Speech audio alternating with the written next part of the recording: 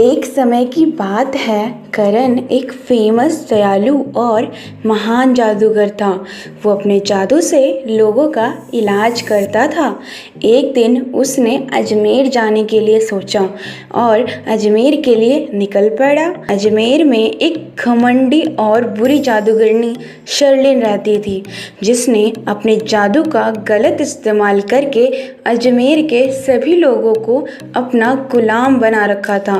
जब उसे पता चलता है कि अजमेर में एक नया जादूगर आया है और लोगों के दिलों में अपनी जगह बना रहा है, तो उसे जलन होने लगी और अपने जादू से शीशे में करण का चेहरा देखती है और उससे मिलने निकल पड़ती है। जैसे ही शर्लिन करण के घर में घुसती है, करण का स्टूडेंट ऋषभ उसे रोकता है और कहता है, तुम कौन हो और बिना पूछे अंदर कैसे आ रही हो? शर्लिन कहती है, बच्चे, अभी तुम मुझसे बात करने के लायक नहीं हो, जाओ और अपने टीचर को बुलाओ। तो कहता है, मुझे भी तुमसे बात करने का कोई शौक नहीं है, सर अभी आराम कर रहे हैं, तुम बाद में आना। सुन शर्लिन को गुस्सा आ जाता है और वो अपने जादू से ऋषभ को वैम्पायर बना देती है और करण के कमरे में चली जाती है।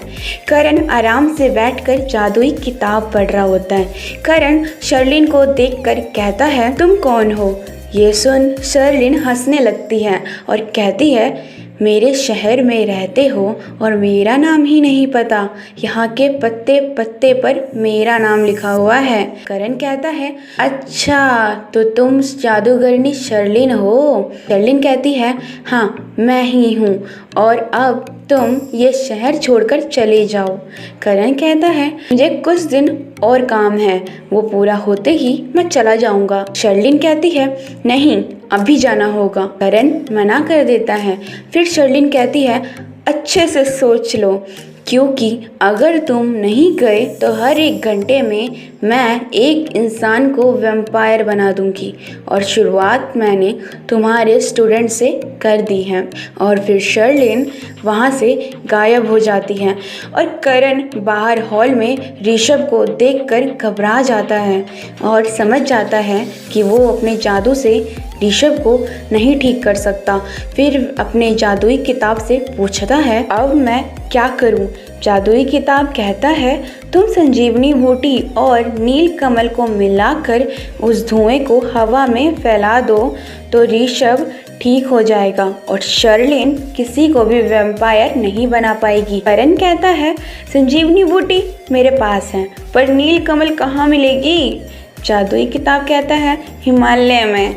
करण हिमालय के लिए निकल पड़ता है और शर्लिन को ये बात पता चल जाती है और वो भी करण के पीछे पीछे उसे रोकने चली जाती है। हिमालय में करण की मुलाकात प्रीता से होती है, जो उसकी दोस्त है, और वो उससे नीलकमल का पता पूछता है।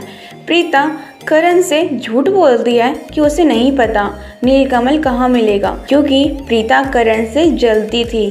करण नीलकमल का पता लगा लेता है और प्रीता के साथ उसे लेने जाता है। पर झील के पास उसे शर्लिन मिलती है। करण और शर्लिन आपस में लड़ने लगते हैं। करण शर्लिन के हर जादू को काट देता है। फिर शर्लिन 3-4 शर्लिन में बदल जाती है और करण से लड़ने लगती है। थोड़ी देर बाद करण देखता है कि नीलकमल झील में नहीं है और वो समझ जाता है कि नीलकमल चोरी हो गया और वो चोर का पता लगाने लगता है। तो दोस्तों, क्या आप इस पिक्चर को देखकर बता सकते हैं कि नीलकमल किसने चुराया होगा? दोस्तों, आपके पास सोचने के लिए 10 सेकंड हैं।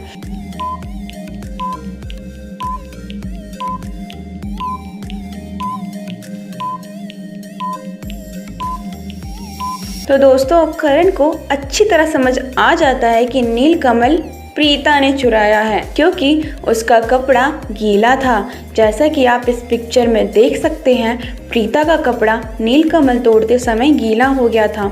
करण प्रीता से नीलकमल ले लेता है और ऋषभ को ठीक कर देता है।